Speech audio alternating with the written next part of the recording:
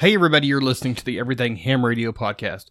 Today we're going to be talking about the Military Auxiliary Radio System, or MARS for short.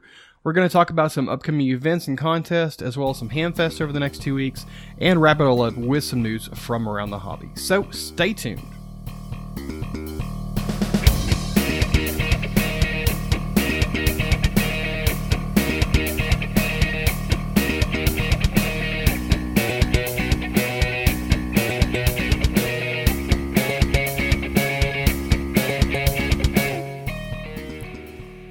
Hey everybody, welcome back to the Everything Ham Radio podcast. This is episode number 58, and my name is Curtis. My call sign is Kilo 5 Charlie Lima Mike, and today we're going to be talking about the Military Auxiliary Radio System, or MARS for short. We're also going to talk about some upcoming events and contests, as well as some hamfests over the next 2 weeks, and wrap it up with some news from around the hobby. We're also having a new segment, which I'm thinking about starting and kind of giving a test run this time, and I'm thinking basically I want to do like a blog post type thing, highlight, a spotlight type thing, rather than the Amateur Radio Club spotlight that I did last year. I'm thinking about doing like a blog spotlight, picking a random blog post from other bloggers or podcasters around the area and highlighting them, kind of, because like a while back, Kale Nelson, K4CDN over at Ham Radio 360 said, we are a community. We as ham radio operators, but especially as bloggers and podcasters talking about the hobby, we're a community, and that's what we do. We help each other out by spreading the word of their blog post, and hopefully they'll return the favor. So we're going to go to that just a little bit later, and hopefully everybody will check it out and read it and like it as much as I did. I thought it was a very interesting story. But first off, we're going to talk about the MARS system. So before we get started, you can find the show notes of today's episode on my website at everythinghamradio.com/podcast/58. That's number 58. You can also find me on Facebook at facebook.com/everythinghamradio. I have a group at facebook.com/groups/everythinghamradio. I am on YouTube at youtube.com/everythinghamradio. And this episode, I'm trying something a little bit new. I don't know if I'm actually going to make it or not, but I'm actually recording this on video as well. I'm doing it on my iPhone. Not sure exactly how it's going to work. I just kind of have it propped up on my laptop as I'm recording this. So I'm going to do some editing and stuff on Thursday. So the YouTube one is going to be a whole lot later than the actual podcast one. But we'll see.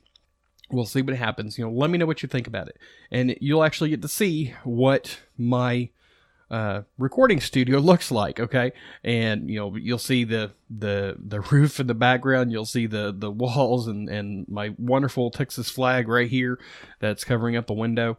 So let me know what you think about it. If people like it, then maybe I'll invest a little bit more into like a phone holder or something like that, where I can actually get it up a little bit better, maybe get a little bit forward facing or something like that. But make sure you head over to YouTube and check that out. And last but not least, I'm on Twitter, and you can find me there at K5CLM. So let's go ahead and get started for today. What do you think? First off, what is the Military Auxiliary Radio System? Well, MARS for short is a U.S. Department of Defense sponsored program. It was established as a separately managed and operated program by the United States Army, the Air Force, the Marines, and the Navy. They all had their own individual MARS program. So it has since been what's the word I'm looking for? It's been since scaled back, where now it's just the Army and the Air Force, and it's kind of like a joint type thing. The Marines and the Navy versions of it has since been pushed aside and is no longer used. It's kind of been like dismantled, I guess you could say. So basically right now it's just the Army and the Air Force, and they've teamed up, and the Navy and the Marines went obsolete or was terminated back about a year and a half ago on September 30th of 2015. Now, the program itself is a civilian auxiliary program consisting primarily of licensed amateur radio operators who are interested in assisting the military with communications on a local, national, international basis as an adjunct to normal communications. So basically, this program is basically what amateur radio is all about, right? With amateur radio, we are helping things. We help people. We help communicate. That's what we're good at. That's what amateur radio is all about. Okay. So with the Mars thing, rather than the standard, anybody has access to it type situation, it is geared more towards the military, geared for it used to be more along the lines of health and welfare traffic. There was even some auto patches that were connected to it where soldiers and stuff who were deployed could use the HF radio to talk back to their loved ones over the telephone. Well, that's kind of gone to the wayside a little bit, not, with the invention of like the satellite phone and email and the internet and stuff like that. It has kind of gone to the wayside a little bit. Basically like a lot of things of this hobby, unfortunately, the internet has really hurt it. But, when you get to this hobby, there's so much aspects of it and there's so much use for it that this hobby is never going to die. It's just not. I mean, there's people that have said, well, ham radio is obsolete and old now that the internet and cell phones are here. It's not. The hobby is here to stay, and it's going to stay. So, think whatever you may. It's not going anywhere, right? Now, certain programs of the hobby might, just like the Navy and the Marines version of the Mars system has gone to the wayside and it has been terminated, but the hobby as a whole is not going anywhere. Okay, so the Mars program also includes active duty, reserve, National Guard units, Navy, Marine Corps, National Oceanic and Atmospheric Administration ships, Coast Guard cutters, and shore stations. So there's a whole bunch of not only just ham operators that are volunteers, but also different aspects of the armed forces. Mars has a long history of providing worldwide auxiliary emergency communications during time of need. The combined two-service Mars program, the Army and the Air Force Volunteer Force, had over 3,000 dedicated and skilled amateur radio operators to provide a backbone of the Mars program. The main benefit of the Mars membership is enjoying the amateur radio hobby through an ever-expanding horizon of Mars service to the nation. Mars members work by the slogan, proudly serve those who serve. Just like I said, the Mars system is more for the armed forces. It's geared towards helping them communicate with those that are back here at home. It's still there. It may not be used as much, but it's still there. Okay? So let's back up a little bit and talk about the history. Now that we know actually what it is, let's talk about the history a little bit, okay? The organization that led to the Military Auxiliary Radio System was called the Auxiliary Amateur Radio System, AARS for short, okay? It was created in November of 1925, a long time ago, by a few dedicated pioneers in the United States Army Signal Corps led by Captain Thomas C. Rives. His original intent was to enlist the talents of volunteer amateur radio operators who could train soldiers in the then new technology of radio, as well as pursuing radio research and development to improve radio equipment within the Army. This support would be particularly useful during the mobilization of forces by providing a pool of trained radio operators. Their efforts were successful, and the present-day Mars program is a direct descendant of the work of those early pioneers. Between 1925 and 1941, the AARS continued to operate and function more or less as a extracurricular activity for members of the Army Signal Corps. With the scope limited by budget cuts during the Great Depression, the AARS organization continued to operate until the United States entry into World War II on December 7, 1941, at which time radio amateurs were denied the use of the airwaves, and the amateur service and the Army amateur radio system were deactivated. Following World War II, the United States Army recognized the importance of reactivating the AARS program to train vitally needed communication personnel at a relatively low direct cost to the government. And in 1946, the AARS was reactivated. The AARS functioned as such until the creation of the military affiliate radio system in November 1948, with the establishment of a separate Army and Air Force Mars program, reflecting the creation of the Air Force as a separate service. The program's name was changed to the Military Affiliate Radio System on September 2, 1952, in recognition of the organization's changing nature with the growing number of civilian volunteer members. Eventually, the Navy and Marine Corps Mars program was established officially on August 17, 1962, and began operation on January 1, 1963. This followed the Cuban Missile Crisis and President Kennedy's concern for viable and extended communications capability. So, even way back then, the presidents, one of the things that really, I don't know, makes me wonder, okay? And that's, do the higher ups in an organization or in a county or a state really realize the need for communications? And even if they do, even if they are putting, so much money in the establishment of their own radio system, oftentimes it still doesn't work when a disaster hits. And amateur radio is often the only one that does. We've seen that many times, like in Katrina, and several other hurricanes, tornadoes, natural disasters, earthquakes, so on and so forth. I can go on and on. But oftentimes, amateur radio is the only communications that is viable during an emergency situation. And even way back in 1963, President Kennedy realized this and basically threw his weight behind it, I guess you could say.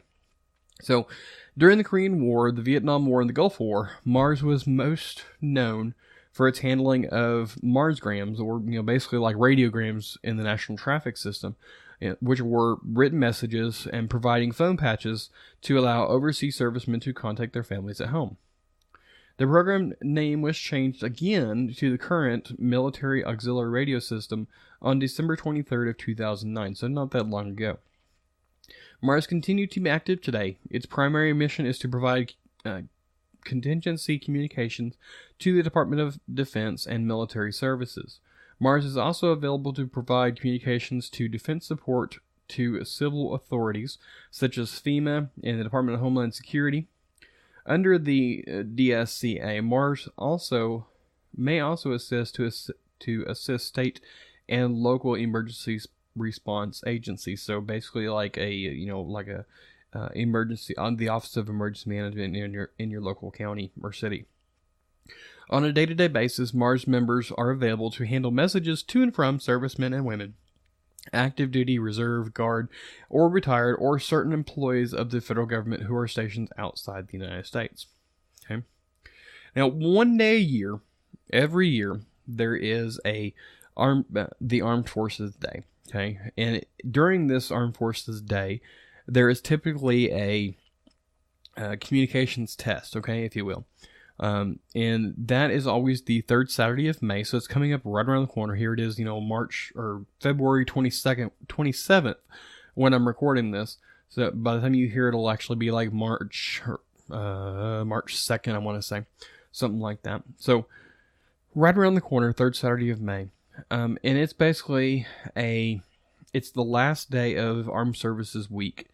And this week is, filled with parades and, so on and so forth, stuff like that. But the last day is made for, or is designated for, a Armed Forces Day cross-band test, okay?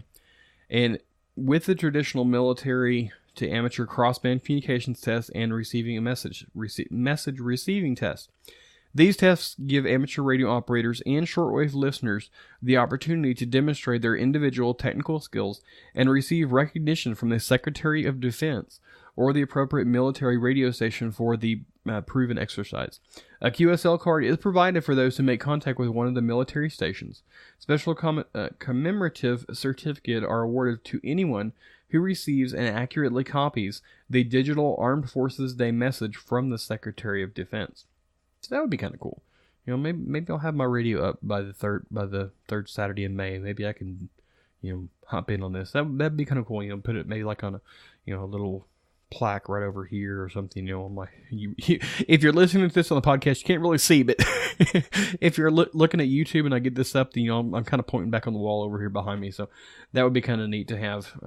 The certificate from the Department of Defense. I actually have one around here somewhere from NASA. Back when the Columbia exploded, it basically exploded right over the county that I live in, and we found I want to say like 3 or 4 pieces, something like that, maybe 5, 6 pieces here in our local county. Basically just the heat shield, little pieces of styrofoam. They're like something like 6 by 6, something like that. That fell, which was really interesting because you're driving along and you're like, what's that little piece of styrofoam that's sitting on the side of the road? And sure enough, it was a piece of the space shuttle, which is sad, but it was also kind of cool. And I actually have a plaque. It's like a 11 by 14 plaque or something like that, and it has a picture of the crew and a thank you letter and stuff like that. So it's kind of cool. So, participating military stations, they transmit on selected military Mars frequencies and listen for amateur radio stations in the amateur radio bands. The military stations operators will announce the specific amateur band frequencies being monitored.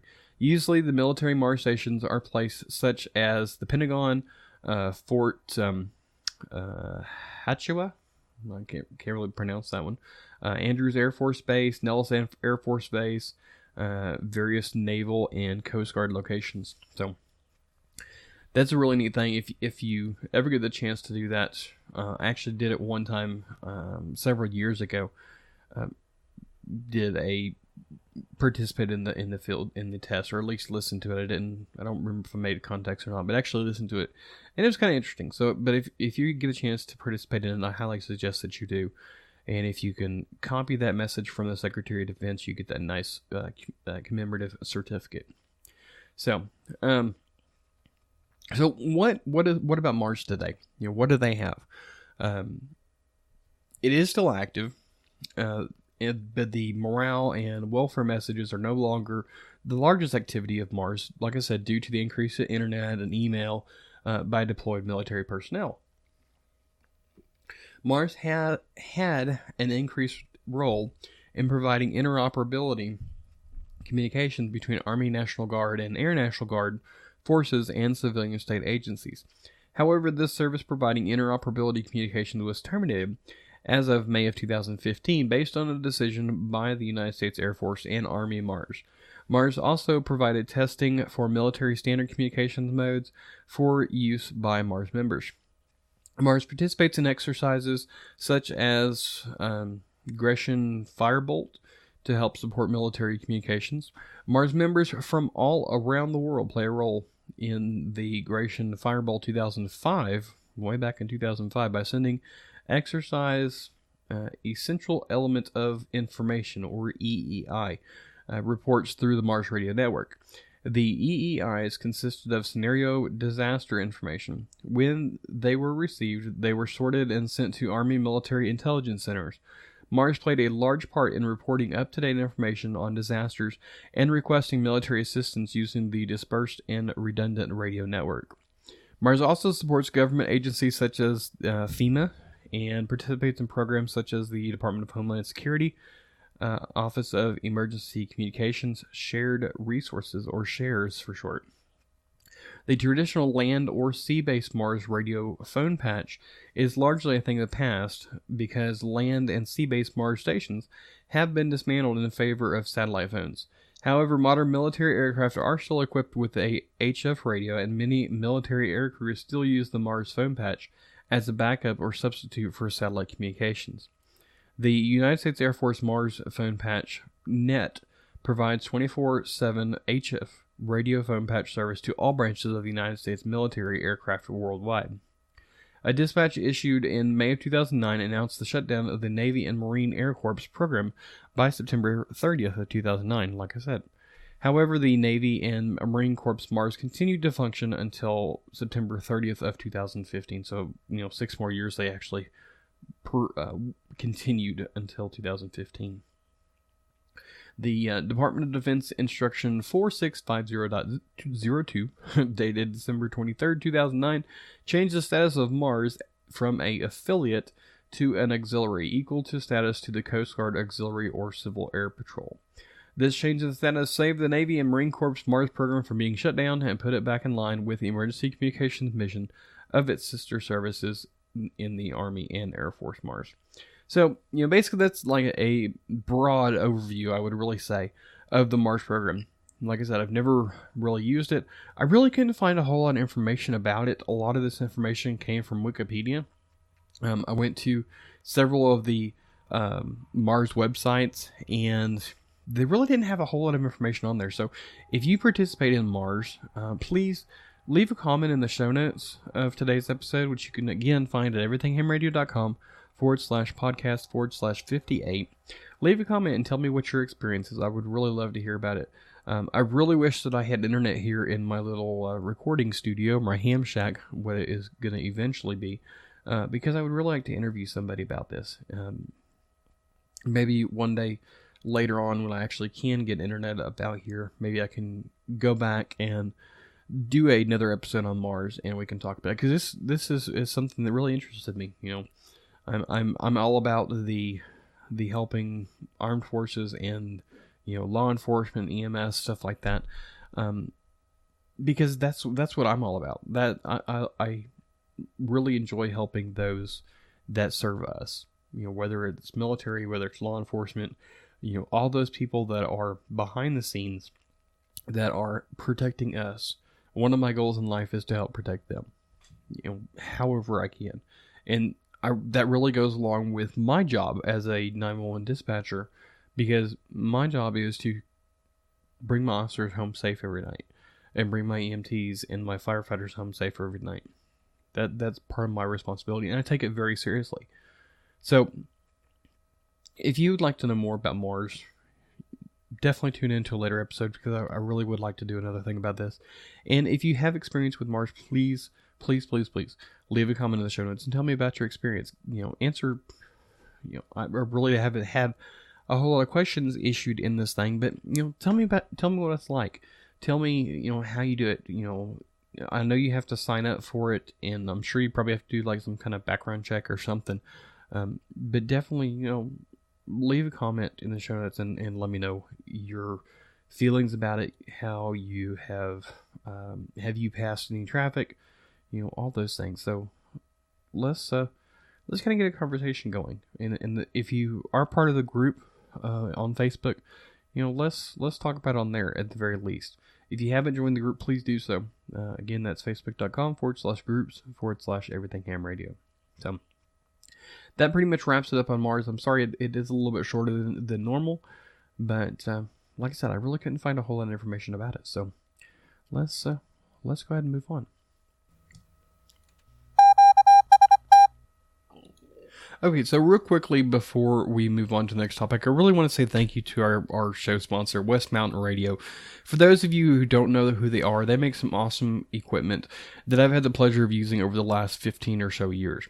They make several equipment, one of which is a rig blaster. And the rig blaster is a really neat thing. You can do a whole lot of stuff with it. Everything from like RTTY, PSK31.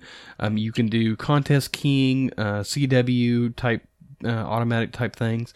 You can do a announcement station or announcement deal with your radio or with your local repeater. And you can actually do a emergency repeater, and the Rig Blaster will handle all the keying up and stuff of the radio. So really awesome piece of equipment.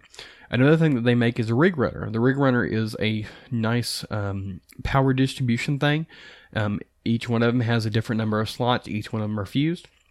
So really nice piece of equipment. We talked about it before in previous episodes, especially one, I believe, back in the mobile radio installation episode that we did. But the one thing that I really want to tell you about, because I really think it's neat, is the DC to go boxes. Now, these things are hard plastic cases that you put a battery in. You know, a deep cycle battery, a gel cell battery. You can even buy batteries from West Mountain Radio to put in there. But not only are they cases, but they have a rig runner or a rig blaster or a power gate or a power supply or anything mounted to the side of it. You can totally customize how you want your DC to go boxes go. But the really ones I want to talk to you really about are two of them in particular. One of them has a Rig Blaster 4008 on it, and the other one has a 4007U. Now, there's several things different about these, but they're pretty much the same. The Rig Runner 4008 provides 40 amps of DC power coming in, and it's spread out over eight slots. And like I said, each one of them are individually fused. The 4007U, I think, is probably the better one, even though it has the 40 amps coming in, but it only spreads it out over 7 slots. Now, if you just absolutely have to have that 8th slot, then go with the 4008. But if you don't, I definitely highly recommend you go with the 4007. And the reason being is because it has a digital load meter on it. It has a USB charging port on it. It has a solid state push button on-off switch and an automatic shut-off for high and low voltages. So not only does it have the Rig Runner mounted on the side of the DC to go box, but it also has what's called a Super Power Gate PG40. Now this thing will make it where you have uninterruptible power to your station. You hook a power supply to it, you hook your battery to it, and then you go out from the power gate to your Rig Runner to power your radios and stuff. So if you lose AC power, then it will automatically switch to your battery, and you'll never lose power to your radios. Really awesome system. Both of these, like I said, are mounted to the side of the box. And if you decide to go the custom route, you could actually even buy a power supply that's mounted to it. So you can have a total independent power source to your equipment, to your radios and stuff. This is awesome for things like field day, for QSO parties, for even just powering your station or your repeater. You know, and it's in a nice, simple little box. Now, the DC to go box that has the 4008 runs $249.95, and the 4007U is $20 more at $269.95. But like I said, I highly recommend the 4007U. So head on over to everythinghamradio.com/WMR to look and see what you get as a special gift. West Mountain Radio has provided a USB load meter that you get free with any purchase. Whether you get a DC to go box, whether you get a Rig Runner, or a whatever you get this free USB load meter free with any purchase. You got to use the code though, so go to that website, everythinghamradio.com/WMR to find out what that code is. So head on over there now and check that out.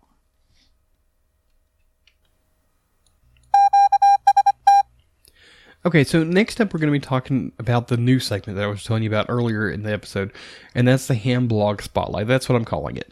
And basically what this is I'm going to choose a random blog post from several different ham radio blogs that I follow or that I see or that I find, and I'm going to tell you all about to kind of spread the word, to help them spread the word, and hopefully they'll do the same to me. Hopefully they'll share my blog post as well. The one that we're going to be talking about tonight is taken from the Weekly North Texas Net for YL's blog. The author of this blog is Allison Oye, KG5BHY. I had Allison back on my podcast back in episode number 31, which was entitled A YL's Views of Amateur Radio. I highly recommend that you go back and check that out. You can go to everythinghamradio.com/podcast/31 to listen to that episode. Really, really neat. Her latest blog post is about a new ham by the name of Destiny Cosner, and her call sign is KG5 MRD. And her blog post is basically about her journey to become a ham. Now, I'm not going to tell you the address to it because it's kind of lengthy, but go to the show notes of today's episode. You'll find a link to it about halfway down the page or so. But check that out. Really interesting story. I think I met her once, Destiny. I've talked to her on the radio a couple times, I believe, on nets and stuff. And she's a really good friend of a good friend of mine. So go over and check that out. Go to the show notes, click on the link on the page to go and check out her the blog post about her. Okay, so let's move on to our events. All right, so for the events of this episode, we got several of them, but not a whole bunch. Also, all the times that I'm provide are in Zulu time or UTC time, so make sure that you make adjustments accordingly to wherever you are.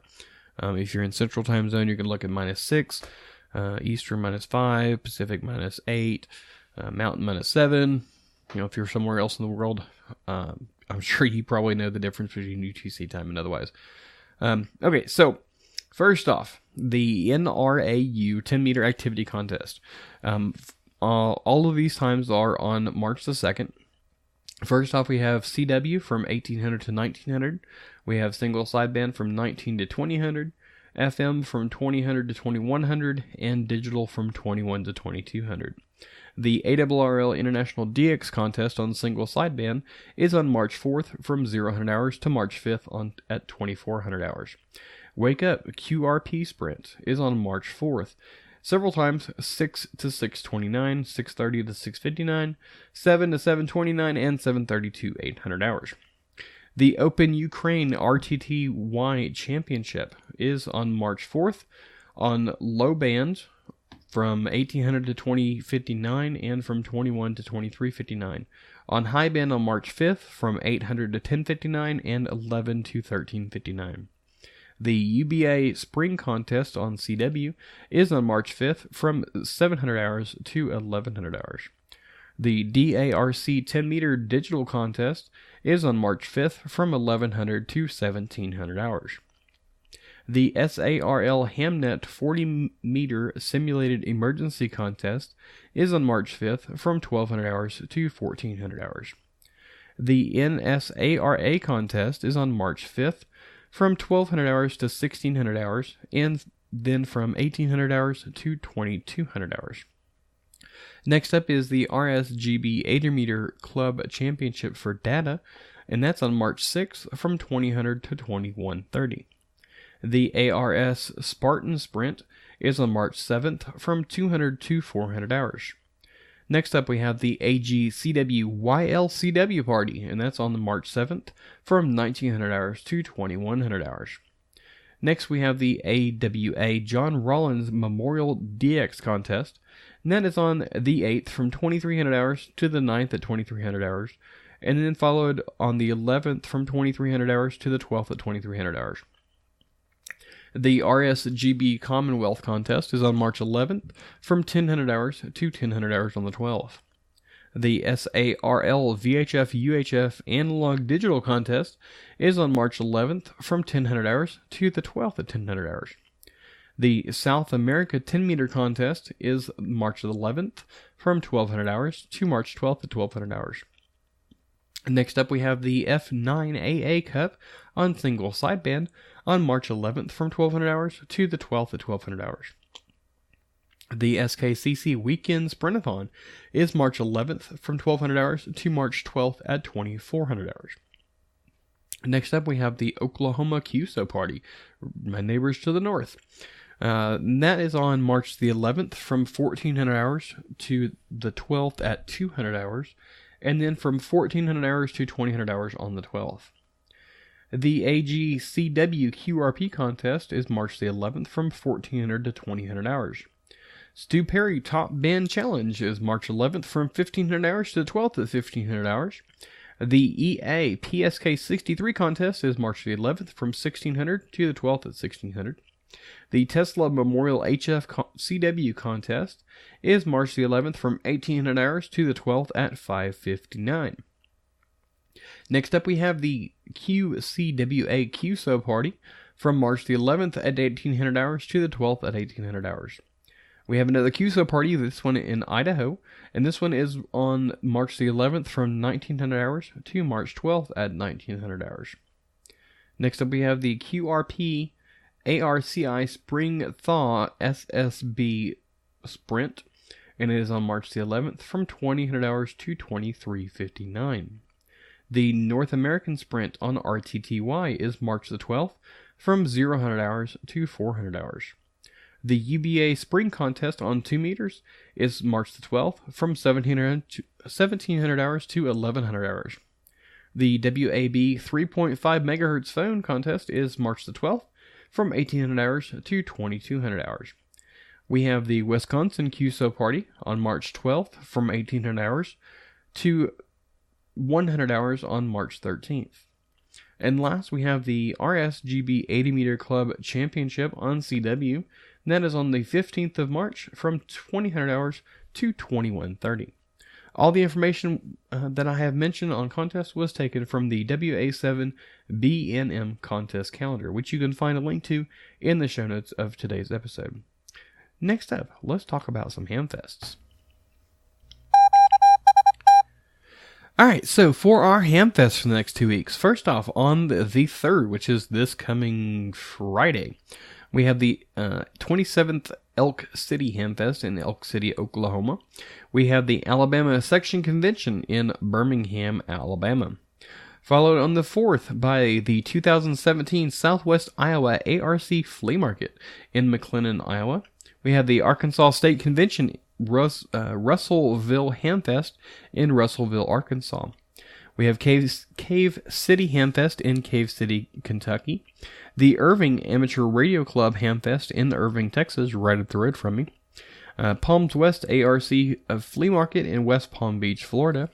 And the ZAA RC Hamfest 2017 in Cypress Hills, Florida. On the 5th, which is this Sunday, we have the Sterling Rock Falls Amateur Radio Society Hamfest, I guess, and that's in Sterling, Illinois.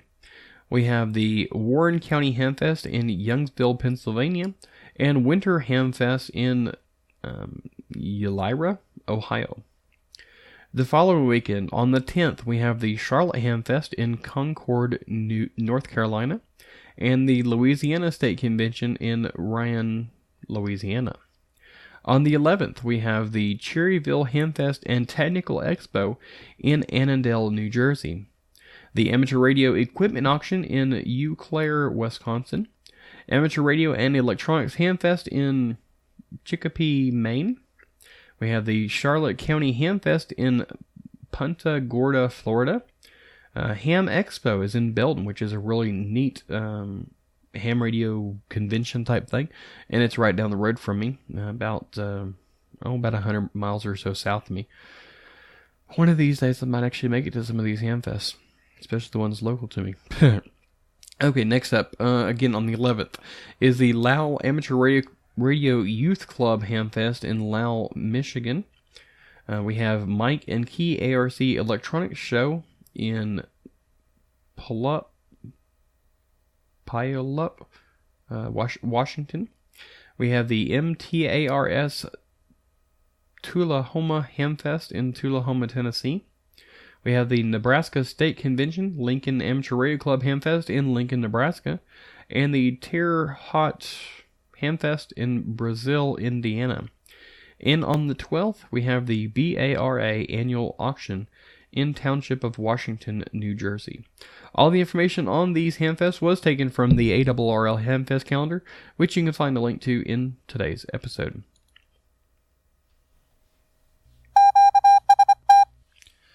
Alright, so for our news for this episode, one of the things that made me pick the topic of today's episode was a news article that was released on the ARRL newsfeed.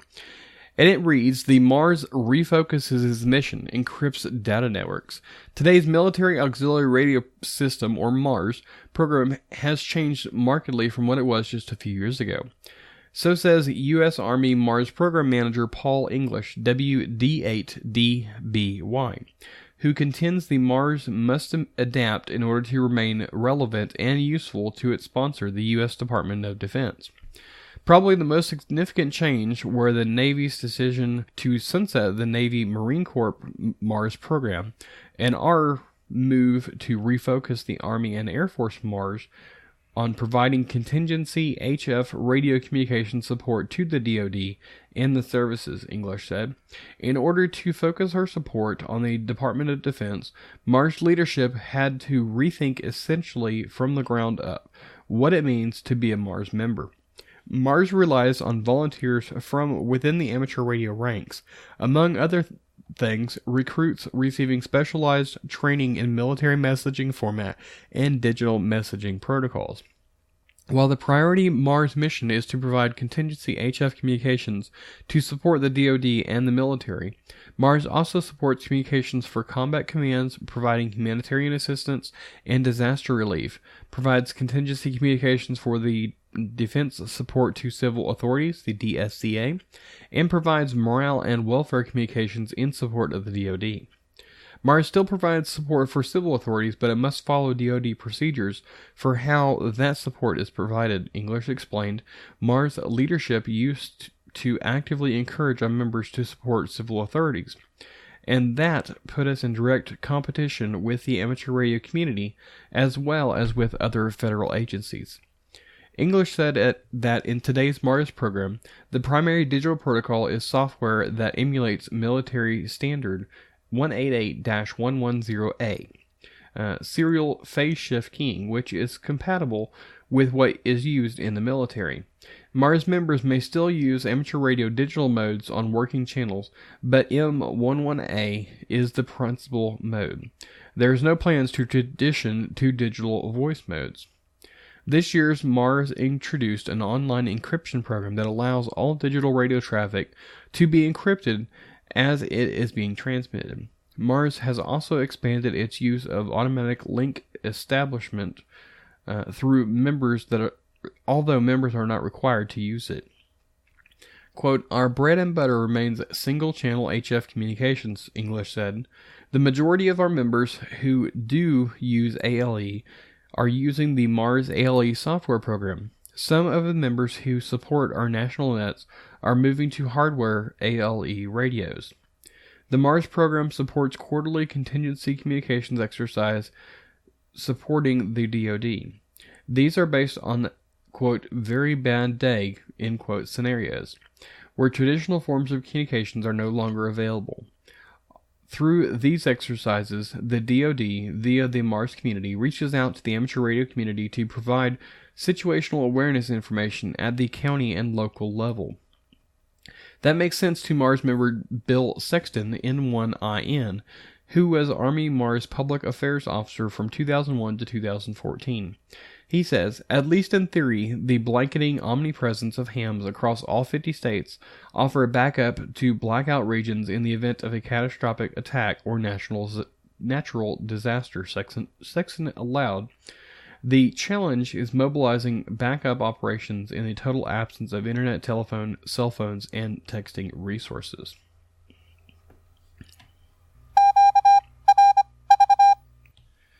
Alright, so next up, an article came out on the AWRL newsfeed on the 22nd, and it reads, Orlando Hamcation a hit, post new attendance record. When Orlando Hamcation, hosted by the AWRL Southeastern Division Convention February 10th through the 12th, it posted a new attendance record. As a result of its growing popularity, the Orlando show may now be the third largest ham radio gathering in the world, behind the JARL Tokyo Ham Fair, with an estimated 37,000 attendees, and the 2016, and Hamvention, which attracts some 25,000 visitors each May.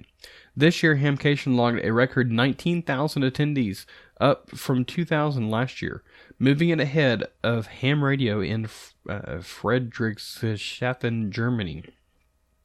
That's pretty awesome. 19,000 people visited Hamcation from 2000 last year. That's a 17,000 people jump from last year. That's just amazing. Is it a fluke, or is it going to happen again next year? That's the question. Kudos on the Hamcation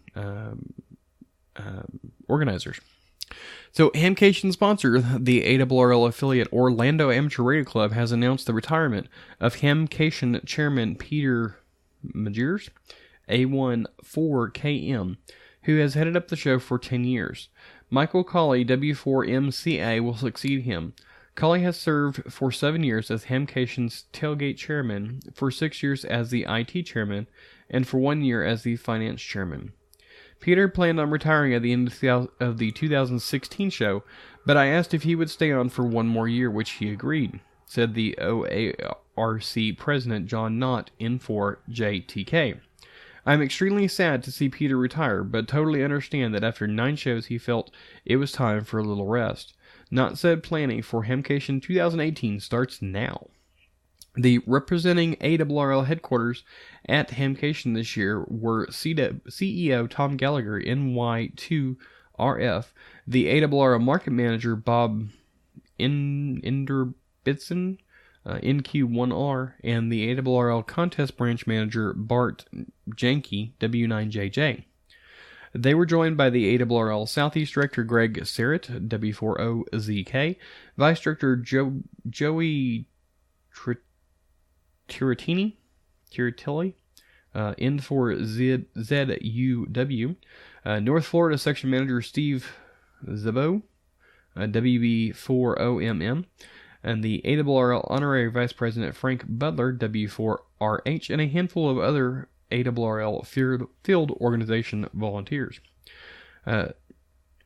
Zabo and Serrett moderated the standing room only ARRL forum, which Gallagher and Indenbitson attended, while Janke supported the ARRL contesting forum. Also attending was the ARRL e-letter editor Rick Palm, K1CE, who described the forum as all positive and focused on how to gain the attention and interest of younger people, which is a major problem, I think, in this hobby. Let's see, continuing on. One comment that struck me came from a member of the Lakeland Amateur Radio Club, who said that the club has faced declining attendance at club meetings and membership until they eliminated the business portion of the meeting in favor of a more hands-on show-and-tell demonstration of equipment, modes, and antennas, which turned into big hits, he recounted. The ARRL College Amateur Radio Initiative enjoyed attention throughout Hamcation. Gallagher, wearing a Penn State sweatshirt for his University of Pennsylvania alma mater, welcomed attendees to the CARI Forum, moderated by Andy Milozzini, KK4LWR. Volunteer Don Search, W3AZD, headed up the DXCC card checking. Membership signups were brisk, Indenbitson reported, and we couldn't have kept up without the additional help of volunteers Lindy Gallagher and Dr. Sherry Mahazov, KM4VSW. Whew, that's a hard one. Let's see. Janke and Inderbitson also attended the Florida Contest Group dinner, which included a keynote presentation by elite contester Jimmy. Where'd that come from? Tim Duffy, K3LR. Quote, I am extremely grateful for Peter Magers' long and dedicated service to Orlando Hamcation. He has done an incredible job, a true and good leader in our amateur radio service. I know how much hard work goes into organizing a convention, and Peter has always been the right person for this important job. I appreciate all the way Peter, his wife Linda, KJ4LMM, and his fellow Orlando Hamcation and OARC members have supported the ARRL and our common resolve to advance amateur radio together. Indenbitson has posted a photo album on the ARRL Facebook page, so make sure you go and check that out as well. I read a lot about Hamcation. There were several people that I saw posting stuff about it, including several live Facebook or Facebook Live things from from a ham radio outlet, from one of the people at Ham Radio Outlet. And that was pretty interesting, I will say. So make sure that if you are going to be in the Orlando area next year, that you go and check out this hamcation. Yeah. Alrighty, so I guess that pretty much wraps it up for this episode. I want to thank all my friends over at Ham Radio 360 Podcast for their great shows. This last one was a pretty interesting one, and I'm really looking forward to the next Ham Radio 360 Workbench program. I also want to give a shout out over to the Amateur Radio Roundtable podcast, I guess you could say, or videocast, which is live every Tuesday. And you can find that at W5KUB, I believe. There will be links in the show notes of today's episode to each one of these. So I guess that pretty much wraps it up. So I really would like to thank you for stopping by today and giving me your attention for the hour or however long you listened. Or if you're listening to my episode on YouTube, let me know what you think about it. And hopefully I will continue to do this if it turns out good. It's got to be better than looking at just a logo for, an hour or whatever. At least you'll be able to see my face and my microphone setup here type thing. Maybe I'll give after I get it organized anyways. Right now it's kind of messy, but give a short video or maybe a Facebook Live type thing on my recording studio when it gets all set up and finalized. If you like what you hear today, please share it with your friends. Share it on social media. Let everybody know about it.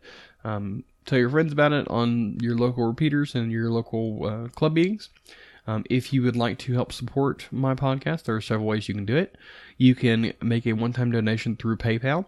You can become a per-episode contributor through Patreon. Or you can simply shop on Amazon.com using my affiliate link, and I'll get a small advertising fee, basically, for anything that you buy. And that's super easy. You can just go to my website. If you go to everythinghamradio.com/support, there's instructions on how to do each of these. I also have a couple of other affiliate links that are on the menu at the side. Also, please visit West Mountain Radio and check out their equipment and find you something you like. And make sure that you enter that code to get that free USB load meter. Super easy. Go to everythinghamradio.com/WMR to get details on that. Also, if you haven't already, please sign up on my email list. You'll get an email when I publish a new blog post, which I don't do a whole lot here recently, or a new podcast episode. That's pretty much all I use the email list for. So if you want to receive an email on that, sign up. You can go to the show notes of today's episode. There's a sign up form at the bottom of it, or you can go to everythinghamradio.com/subscribe. Simply fill that out, click on the sign me up button, and you'll be sent an email to confirm that you are the one that actually requested to be put on my email list. Click on that link and you'll start receiving emails from me. I promise that I will not sell your email list. It will only be used for me for my podcast. I'm not going to sell it. I'm not going to rent it. I hate spam as much as you do. So please believe me on that. Again, you can find me on Facebook at facebook.com/everythinghamradio. A group is facebook.com/groups/everythinghamradio. YouTube at youtube.com/everythinghamradio.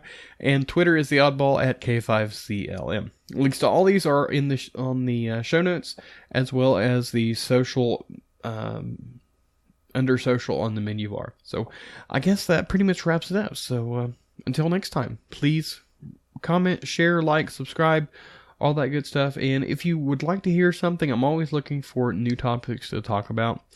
So please shoot me an email or leave a comment in the show notes, or shoot me a message on Twitter or Facebook or whatever, and let me know what you want to hear about. So until next time, this is K5CLM signing out. 73, y'all.